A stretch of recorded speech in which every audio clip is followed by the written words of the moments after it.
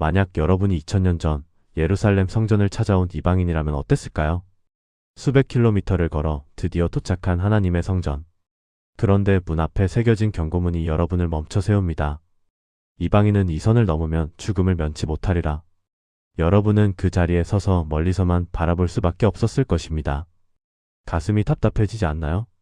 하나님을 경배하러 왔는데 성전 가장 바깥쪽에만 머물러야 하는 그 심정 말입니다.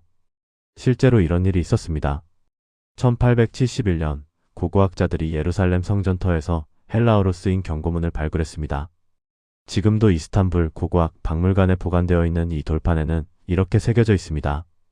유대인이 아닌 자가 이 성소 주위의 난간과 담을 넘으면 그 죽음에 대해 자신을 탓할 것이다. 여러분, 이것이 바로 예루살렘 성전의 현실이었습니다. 하나님께 나아가는 길이 혈통과 신분에 따라 철저히 구분되어 있었던 것입니다. 그런데 말입니다. 이 이야기가 2000년 전 이방인들만의 이야기일까요? 혹시 지금 우리 마음속에도 보이지 않는 담이 있는 건 아닐까요? 나는 하나님께 가까이 갈 자격이 없어. 나는 다른 사람들만큼 믿음이 좋지 않아. 내 과거 때문에 하나님 앞에 나아갈 수 없어. 이런 생각으로 스스로를 가장 바깥쪽에 세워두고 있는 건 아닌가요? 오늘 우리는 예루살렘 성전 구조를 통해 놀라운 진리를 발견하게 될 것입니다. 인간이 쌓은 담과 예수님이 허신 담에 대해서 말입니다. 그리고 그 담이 무너지는 순간 우리에게 어떤 일이 일어나는지를 보게 될 것입니다. 지금부터 5가지 구조를 통해 하나님의 놀라운 은혜를 발견해 보시겠습니까? 예루살렘 성전은 헤롯 대왕이 46년에 걸쳐 재건한 웅장한 건축물이었습니다. 그 성전의 가장 바깥쪽에 이방인의 뜰이 있었습니다. 이곳은 유대인이 아닌 모든 사람들이 들어갈 수 있는 유일한 공간이었습니다. 그런데 문제가 있었습니다. 이방인들은 더 이상 안으로 들어갈 수 없었습니다. 그들과 유대인의 뜰 사이에는 높이 1.5m의 돌담이 세워져 있었고 그 담 곳곳에 경고문이 걸려 있었습니다. 실제로 사도행전 21장에 이런 사건이 기록되어 있습니다. 어떤 아시아에서 온 유대인들이 성전에서 바울을 보고 온 무리를 충동하여 그를 붙들고 외치되 이스라엘 사람들아 도우라. 이 사람은 각처에서 우리 백성과 율법과 이곳을 비방하여 모든 사람을 가르치는 그 자라. 또 헬라인을 데리고 성전에 들어가서 이 거룩한 곳을 더럽게 하였다 하니. 사도행전 22장 28절부터 29절입니다. 바울이 이방인을 성전 안으로 데리고 들어갔다는 오해만으로도 폭동이 일어날 정도였습니다. 그만큼 이 담은 절대적이었고 넘을 수 없는 경계였습니다. 여러분, 이 이방인의 뜰에 서 있던 사람들의 마음이 어땠을까요? 그들도 하나님을 경외했습니다. 그들도 멀리서 예루살렘까지 찾아왔습니다. 그들도 기도하고 싶었고 하나님께 제사를 드리고 싶었습니다. 하지만 그들은 가장 바깥쪽에만 머물러야 했습니다. 혈통 때문에, 출생 때문에 자신이 선택할 수 없는 이유로 배제당했습니다. 그런데 이것이 이방인들만의 이야기일까요? 지금도 많은 사람들이 스스로를 이방인의 뜰에 세워두고 있습니다. 나는 어려서부터 교회를 다닌 사람이 아니니까. 나는 성경을 잘 모르니까. 나는 과거에 너무 큰 죄를 지었으니까. 이런 생각으로 하나님 앞에 나아가기를 주저합니다. 하지만 성경은 이렇게 말씀하십니다. 에베소서 2장 13절에서 14절입니다. 이제는 전에 멀리 있던 너희가 그리스도 예수 안에서 그리스도의 피로 가까워졌느니라.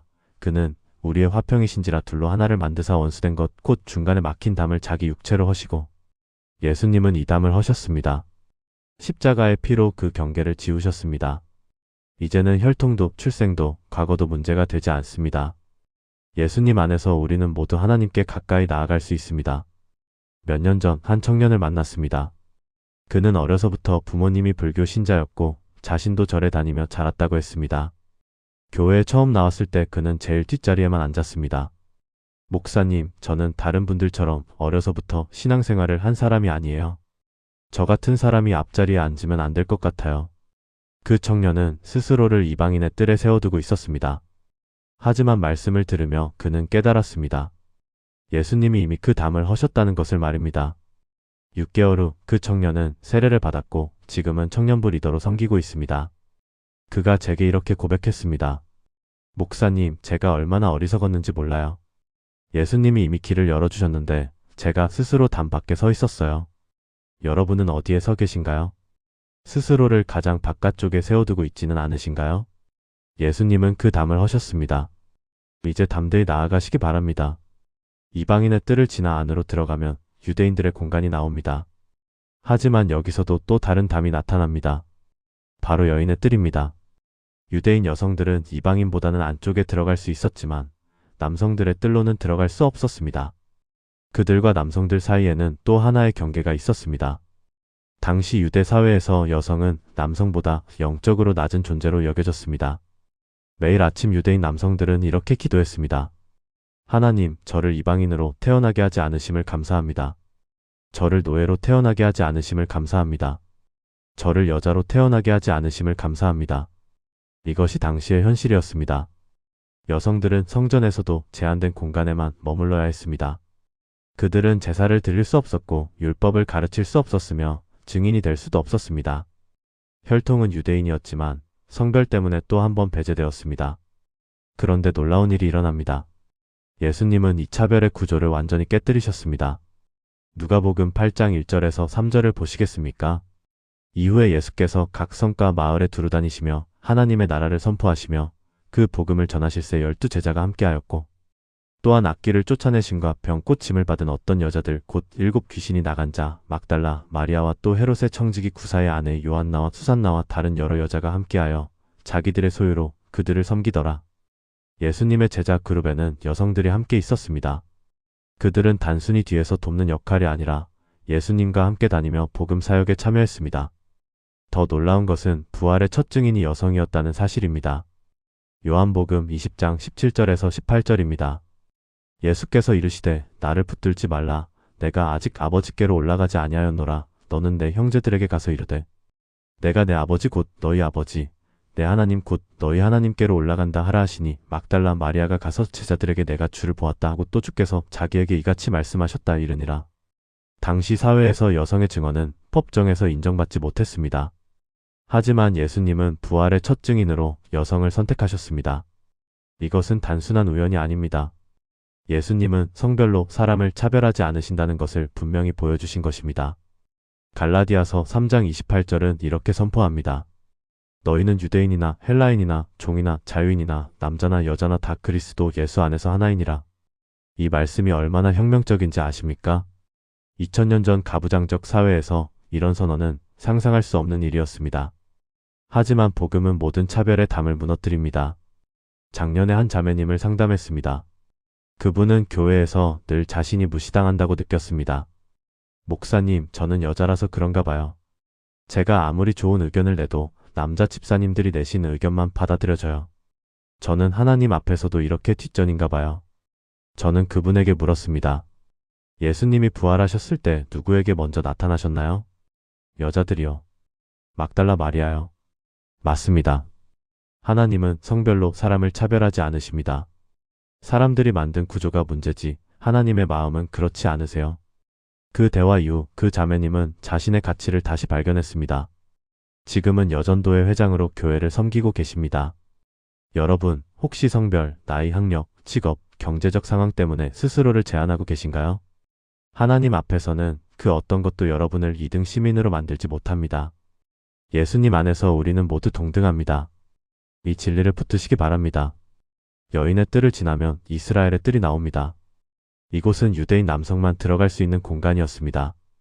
그들은 이곳에서 제사를 지켜보고 기도할 수 있었습니다. 이방인도 안 되고 여성도 안 되고 오직 아브라함의 혈통을 가진 남성만 가능했습니다. 그들은 자신들의 혈통을 자랑스러워했습니다. 우리는 아브라함의 자손이다. 우리는 할례받은 하나님의 백성이다. 우리는 율법을 받은 선택받은 민족이다. 이것이 그들의 정체성이었고 특권이었습니다. 하지만 예수님은 이 혈통의 특권을 정면으로 도전하셨습니다. 요한복음 8장 37절에서 39절을 보십시오. 내가 아브라함의 자손인 줄 아노라. 그러나 내 말이 너희 안에 있을 곳이 없으므로 나를 죽이려 하는도다. 나는 내 아버지께서 본 것을 말하고 너희는 너희 아비에게 들은 것을 행하느니라. 대답하여 이르되 우리 아버지는 아브라함이라 하니 예수께서 이르시되 너희가 아브라함의 자손이면 아브라함이 행한 일을 할 것이거늘. 예수님은 분명히 말씀하셨습니다. 혈통만으로는 충분하지 않다고 말입니다. 중요한 것은 아브라함의 피가 아니라 아브라함의 믿음이라는 것입니다. 세례 요한도 같은 메시지를 전했습니다. 마태복음 3장 9절입니다. 속으로 아브라함이 우리 조상이라고 생각하지 말라. 내가 너희에게 이르노니 하나님이 능히 이 돌들로도 아브라함의 자손이 되게 하시리라. 이 얼마나 충격적인 선언입니까? 돌로도 아브라함의 자손을 만들 수 있다는 것입니다. 혈통이 아니라 믿음이 중요하다는 메시지입니다. 그리고 사도 바울은 이렇게 정리합니다. 로마서 2장 28절에서 29절입니다. 무릇 표면적 유대인이 유대인이 아니요 표면적 육신의 할례가 아니니라. 오직 이면적 유대인이 유대인이며 할례는 마음에 할지니 영에 있고 율법 조문에 있지 아니한 것이라. 그 칭찬이 사람에게서가 아니요 다만 하나님에게서니라. 진짜 유대인은 혈통으로 결정되는 것이 아니라 마음의 할례로 결정된다는 것입니다. 갈라디아서 3장 29절은 더 명확합니다. 너희가 그리스도의 것이면 곧 아브라함의 자손이요 약속대로 유업을 이을 자니라. 예수님을 믿으면 누구든지 아브라함의 자손이 될 수 있습니다. 혈통이 아니라 믿음으로 하나님의 백성이 되는 것입니다. 이것이 복음의 혁명입니다. 몇 년 전 한 집사님과 대화한 적이 있습니다. 그분은 3대째 이어진 신앙 가문 출신이었습니다. 할아버지도 장로님이었고 아버지도 집사님이셨습니다. 그런데 그분이 이렇게 말씀하셨습니다. 목사님, 솔직히 말씀드리면 저는 제 신앙 때문이 아니라 가문 때문에 교회에서 대접받는 것 같아요. 저 자신은 믿음이 별로 없는데도요. 얼마나 정직한 고백입니까? 저는 그분에게 말씀드렸습니다. 하나님은 가문을 보시는 게 아니라 마음을 보십니다. 3대째 신앙 가문이라는 것은 감사한 일이지만 그것이 여러분의 구원을 보장하지는 않습니다. 오직 예수님을 믿는 개인의 믿음이 중요합니다. 그 대화 이후 그분은 진짜 자신의 신앙을 찾기 시작했습니다. 가문의 그늘이 아니라 자신의 믿음으로 하나님 앞에 서기 시작했습니다. 여러분은 어떠십니까? 혹시 가문, 전통, 경력, 직분 같은 것에 의지하고 계신가요? 하나님은 그런 것을 보지 않으십니다. 오직 당신의 마음을 보십니다. 예수님을 믿는 믿음을 보십니다. 그것이 전부입니다. 이스라엘의 뜰을 지나면 제사장의 뜰이 나옵니다. 이곳은 제사장만 들어갈 수 있는 공간이었습니다. 일반 유대인 남성도 여기까지는 올 수 없었습니다. 오직 레위 지파 중에서도 아론의 후손만 이곳에 들어갈 수 있었습니다. 제사장들은 이곳에서 제사를 집행했습니다. 번제단에서 동물을 잡아 피를 뿌리고 향단에서 분향했습니다. 그들은 백성과 하나님 사이의 중보자였습니다. 백성들은 제사장 없이는 하나님께 나아갈 수 없었습니다. 자기 손으로 직접 제사를 드릴 수 없었습니다. 반드시 제사장을 통해야 했습니다. 그런데 이 제도에는 한계가 있었습니다. 제사장들도 죄인이었습니다. 히브리서 5장 1절에서 3절을 보십시오. 대제사장마다 사람 가운데서 택함을 입은 자이므로 하나님께 속한 일에서 사람을 위하여 예물과 속죄하는 제사를 드리게 하나니 그가 무식하고 미혹된 자를 능히 용납할 수 있는 것은 자기도 연약에 쌓여 있음이라. 그러므로 백성을 위하여 속죄제를 드림과 같이 또한 자신을 위하여 드리는 것이 마땅하니라. 제사장들은 백성을 위해 제사를 드리기 전에 먼저 자신의 죄를 위해 제사를 드려야 했습니다. 그들도 완전하지 않았기 때문입니다. 게다가 제사장들은 세습되었습니다. 능력이나 믿음과 상관없이 혈통으로 결정되었습니다. 그래서 때로는 부패한 제사장들도 있었습니다. 사무엘 시대의 엘리 제사장의 아들들이 그랬고 예수님 시대의 대제사장들도 그랬습니다. 하지만 예수님은 완전히 다른 제사장이셨습니다. 히브리서 7장 26절에서 27절입니다. 이러한 대제사장은 우리에게 합당하니 거룩하고 악이 없고 더러움이 없고 죄인에게서 떠나 계시고 하늘보다 높이 되시니라. 그는 저 대제사장들이 먼저 자기 죄를 위하고 다음에 백성의 죄를 위하여 날마다 제사 드리는 것과 같이 할 필요가 없으니 이는 그가 단번에 자기를 들여 이루셨음이라. 예수님은 죄가 없으신 제사장이십니다. 그래서 자신을 위한 제사를 드릴 필요가 없으셨습니다. 더 놀라운 것은 예수님이 제사장인 동시에 제물이 되셨다는 것입니다. 히브리서 9장 11절에서 12절입니다. 그리스도께서는 장래 좋은 일에 대제사장으로 오사 손으로 짓지 아니한 것 곧 이 창조에 속하지 아니한 더 크고 온전한 장막으로 말미암아 염소와 송아지에 피로 하지 아니하고 오직 자기의 피로 영원한 속죄를 이루사 단번에 성소에 들어가셨느니라. 예수님은 자기 자신을 제물로 드리셨습니다. 이제 우리는 다른 중보자가 필요 없습니다. 예수님이 유일하고 완전한 중보자이시기 때문입니다. 디모데전서 2장 5절입니다. 하나님은 한 분이시요 또 하나님과 사람 사이에 중보자도 한 분이시니 곧 사람이신 그리스도 예수라. 히브리서 4장 16절은 이렇게 선포합니다. 그러므로 우리는 긍휼하심을 받고 때를 따라 돕는 은혜를 얻기 위하여 은혜의 보좌 앞에 담대히 나아갈 것이니라. 담대히 나아가라는 것입니다. 제사장을 통하지 않고 직접 하나님께 나아가라는 것입니다. 왜냐하면 예수님이 그 길을 열어주셨기 때문입니다. 얼마 전 한 청년이 제게 물었습니다. 목사님, 저는 기도할 때 목사님을 통해서 기도해야 더 잘 들리는 것 아닌가요? 제가 직접 기도하는 것보다 목사님이 대신 기도해 주시면 더 효과가 있는 것 같은데요. 저는 웃으며 대답했습니다. 아닙니다. 저도 여러분과 똑같은 죄인입니다. 다만 예수님의 피로 깨끗함을 받은 것뿐이죠. 여러분도 예수님의 이름으로 직접 하나님께 나아가세요. 그것이 신약의 특권입니다. 그 청년은 놀라워했습니다. 제가 직접요? 제가 그럴 자격이 있나요? 있습니다. 예수님이 그 자격을 주셨습니다. 여러분, 혹시 아직도 누군가를 통해서만 하나님께 나아갈 수 있다고 생각하시나요? 그렇지 않습니다. 예수님의 이름으로 직접 나아가세요.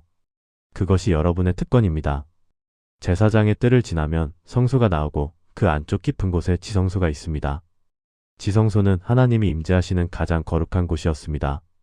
법궤가 놓인 곳, 하나님의 영광이 머무는 곳이었습니다. 그런데 이곳으로 들어가는 입구에는 두꺼운 휘장이 드리워져 있었습니다. 출애굽기 26장 31절에서 33절에 이 휘장에 대한 묘사가 나옵니다. 너는 청색, 자색, 홍색 실과 가늘게 꼰 배실로 휘장을 짜되 그룹들을 그 위에 정교하게 수놓아서 금 갈고리로 내 기둥에 들이우되 기둥은 조각목으로 만들어 금으로 싸고 내 은 받침 위에 세울지며 그 휘장을 갈고리 아래에 들이운 후에 증거궤를 그 휘장 안에 들여놓으라. 그 휘장이 너희를 위하여 성소와 지성소를 구별하리라. 이 휘장은 약 18cm 두께로 제작되었다고 전해집니다. 사람의 힘으로는 찢을 수 없는 두께였습니다. 그리고 오직 대제사장만 1년에 한 번 속죄일에만 이 휘장을 지나 지성소에 들어갈 수 있었습니다. 레위기 16장 2절입니다. 여호와께서 모세에게 이르시되 내 형 아론에게 이르라. 성소의 휘장 안법궤 위 속죄소 앞에 아무 때나 들어오지 말아서 죽지 않도록 하라. 이는 내가 구름 가운데에서 속죄소 위에 나타남이니라. 아무 때나 들어가면 죽는다는 것입니다. 그만큼 하나님은 거룩하시고 인간은 죄인이기 때문입니다. 이 휘장은 하나님과 인간 사이의 거대한 단절을 상징했습니다. 하지만 놀라운 일이 일어났습니다. 예수님이 십자가에서 죽으시는 순간 이 휘장이 찢어졌습니다. 마태복음 27장 50절에서 51절입니다.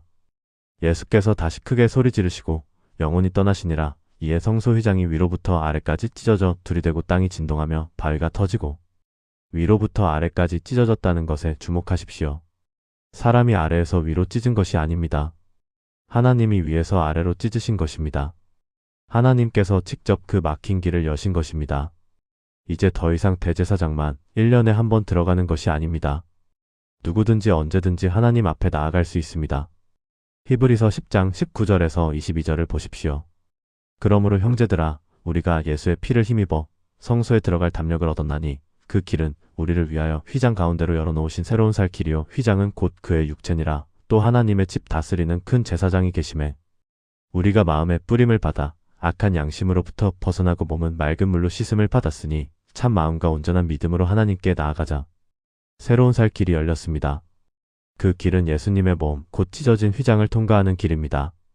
이제 우리는 담력을 가지고 하나님께 나아갈 수 있습니다. 더 이상 두려워할 필요가 없습니다. 더 이상 자격을 묻지 않아도 됩니다. 예수님이 그 자격을 주셨습니다. 작년에 한 권사님을 만났습니다. 그분은 평생 교회를 다녔지만 늘 하나님이 멀게만 느껴졌다고 했습니다. 목사님, 저는 하나님께 기도할 때마다 제가 자격이 있나 싶어요. 제가 뭐라고 하나님께 직접 기도할 수 있겠어요? 저는 그분에게 이 휘장 이야기를 들려주었습니다. 권사님, 예수님이 십자가에서 그 휘장을 찢으셨어요. 이제 막힌 길이 없어요. 담대히 나아가세요. 그날 이후 그분의 기도가 달라졌습니다. 더 이상 주저하지 않고 담대히 하나님께 나아가기 시작했습니다. 몇 달 후 그분이 제게 이렇게 말씀하셨습니다. 목사님, 제가 그동안 얼마나 어리석었는지 몰라요. 예수님이 이미 문을 여셨는데 저는 밖에서 두드리기만 하고 있었어요. 여러분은 어디에 서 계십니까? 아직도 휘장 밖에서 망설이고 계신가요? 예수님이 그 길을 여셨습니다. 이제 담대히 들어가시기 바랍니다. 사랑하는 여러분, 오늘 우리는 예루살렘 성전의 구조를 통해 놀라운 진리를 발견했습니다. 이방인의 뜰에서 시작해서 여인의 뜰, 이스라엘의 뜰, 제사장의 뜰을 지나 지성소까지 이어지는 그 길 말입니다. 인간이 만든 성전에는 수많은 담이 있었습니다. 혈통의 담, 성별의 담, 신분의 담, 거룩함의 담이 있었습니다. 하지만 예수님은 십자가로 그 모든 담을 허무셨습니다. 에베소서 2장 14절의 말씀을 다시 한번 기억하십시오. 그는 우리의 화평이신지라 둘로 하나를 만드사 원수된 것 곧 중간에 막힌 담을 자기 육체로 하시고 이제는 이방인도 유대인도 남자도 여자도 종도 자유인도 모두 하나님 앞에 동등하게 나아갈 수 있습니다. 더 이상 제사장을 통할 필요도 없고 1년에 한 번만 나아갈 필요도 없습니다. 언제든지 어디서든지 누구든지 예수님의 이름으로 담대히 하나님께 나아갈 수 있습니다. 혹시 여러분 중에 아직도 스스로를 가장 바깥쪽에 세워두고 계신 분이 있습니까? 나는 자격이 없어. 나는 하나님께 가까이 갈 수 없어. 나는 다른 사람들만큼 믿음이 좋지 않아. 이런 생각으로 망설이고 계신가요? 오늘 이 말씀을 붙드시기 바랍니다. 예수님이 이미 그 길을 여셨습니다. 예수님이 이미 그 담을 허셨습니다. 이제 담대히 나아가시기 바랍니다. 여러분의 과거가 어떠하든, 여러분의 신분이 어떠하든, 여러분의 연약함이 어떠하든 상관없습니다. 예수님 안에서 여러분은 하나님의 자녀입니다. 예수님의 피로 깨끗함을 받은 하나님의 백성입니다. 그 확신을 가지고 매일 하나님 앞에 나아가시기 바랍니다. 기도하세요. 찬양하세요. 말씀을 읽으세요. 더 이상 주저하지 마세요. 그 길이 여러분을 위해 열려 있습니다. 은혜의 하나님, 오늘 이 시간 예루살렘 성전의 구조를 통해 주님의 놀라운 은혜를 깨닫게 하시니 감사합니다. 인간이 쌓아 올린 수많은 담들, 혈통의 담, 성별의 담, 신분의 담, 거룩함의 담을 보았습니다. 이방인의 뜰에 머물러야 했던 사람들, 여인의 뜰에 갇혀야 했던 사람들, 제사장 없이는 하나님께 나아갈 수 없었던 사람들, 1년에 한 번 대제사장만 들어갈 수 있었던 지성소를 보았습니다. 하나님, 그 모든 담을 십자가로 허무신 예수님께 감사드립니다. 위로부터 아래까지 찢어진 그 휘장을 통해 새롭고 산 길을 열어주신 주님을 찬양합니다. 이제 우리는 더 이상 멀리서 바라보기만 하는 이방인이 아닙니다. 더 이상 제한된 공간에 갇힌 자가 아닙니다. 더 이상 중보자를 통해서만 나아가야 하는 자가 아닙니다. 예수님의 피로 하나님 앞에 담대히 나아갈 수 있는 자녀가 되었음을 고백합니다. 하나님, 그러나 고백합니다. 우리가 얼마나 많은 시간을 스스로를 가장 바깥쪽에 세워두고 살았는지를 말입니다. 나는 자격이 없어. 나는 하나님께 가까이 갈 수 없어. 나는 다른 사람들만큼 믿음이 좋지 않아. 이런 생각으로 주님이 여신 그 길을 걷지 못했습니다. 주님이 허신 그 담 밖에서 망설이며 서 있었습니다. 용서해 주옵소서. 예수님이 이미 길을 여셨는데 우리가 스스로 문을 닫고 있었습니다. 예수님이 이미 담을 허셨는데 우리가 다시 담을 쌓고 있었습니다. 긍휼의 하나님, 오늘 이 말씀을 들은 우리가 더 이상 그 자리에 머물지 않게 하옵소서. 과거가 어떠하든, 신분이 어떠하든, 연약함이 어떠하든 상관없이 예수님의 이름으로 담대히 나아가게 하옵소서. 이방인의 뜰에 스스로를 가두고 있던 자들이 오늘 그 담을 넘어 지성소까지 들어가게 하옵소서. 여인의 뜰에서 차별받는다고 느꼈던 자들이 하나님 앞에서는 모두가 동등함을 깨닫게 하옵소서. 혈통과 전통에 의지하던 자들이 오직 예수님을 믿는 믿음으로만 의롭게 됨을 알게 하옵소서. 누군가를 통해서만 하나님께 나아갈 수 있다고 생각했던 자들이 예수님이 유일하고 완전한 중보자이심을 고백하게 하옵소서. 하나님이 멀리 계신다고 느꼈던 자들이 찢어진 휘장을 통과하여 하나님의 품에 안기게 하옵소서. 사랑의 하나님, 이제 우리가 매일 이 특권을 누리며 살게 하옵소서. 아침에 눈을 뜰 때 주님께 담대히 나아가게 하옵소서. 어려움이 닥칠 때 주저없이 기도하게 하옵소서. 기쁨이 넘칠 때 주님께 감사 찬양을 드리게 하옵소서. 더 이상 자격을 묻지 않게 하옵소서. 더 이상 두려워하지 않게 하옵소서. 예수님이 이미 그 자격을 주셨고 예수님이 이미 그 길을 여셨음을 믿게 하옵소서. 하나님, 우리가 이 은혜를 혼자만 누리지 않게 하옵소서. 아직도 담 밖에서 망설이고 있는 영혼들에게 이 복음을 전하게 하옵소서. 스스로를 이방인의 뜰에 가두고 있는 자들에게 예수님이 담을 허셨다고 외치게 하옵소서. 차별받고 소외되었다고 느끼는 자들에게 하나님 앞에서는 모두가 동등하다고 선포하게 하옵소서. 자격이 없다고 생각하는 자들에게 예수님의 피가 그 자격을 주셨다고 증거하게 하옵소서. 은혜의 하나님, 우리 교회가 담을 쌓는 교회가 아니라 담을 허무는 교회가 되게 하옵소서. 이방인을 환영하고 여성을 존중하며 혈통과 전통보다 믿음을 귀히 여기는 공동체가 되게 하옵소서. 모든 사람이 예수님 안에서 하나됨을 경험하는 교회가 되게 하옵소서. 서로를 판단하고 정죄하는 대신 서로를 세우고 격려하는 교회가 되게 하옵소서. 누구든지 와서 하나님의 사랑을 경험할 수 있는 교회가 되게 하옵소서. 마지막으로 간구합니다. 오늘 이 말씀을 들은 우리 한 사람 한 사람이 삶 속에서 이 진리를 살아내게 하옵소서. 내일 아침 기도할 때 더 이상 주저하지 않고 담대히 나아가게 하옵소서. 어려운 일을 만날 때 먼저 주님께 나아가는 것이 습관이 되게 하옵소서. 다른 사람을 볼 때 겉모습이나 신분이 아니라 예수님 안에서 하나 된 형제자매로 보게 하옵소서. 십자가로 담을 허신 예수님의 그 사랑을 날마다 묵상하며 감사하게 하옵소서. 이 모든 기도 예수 그리스도의 이름으로 드립니다. 아멘.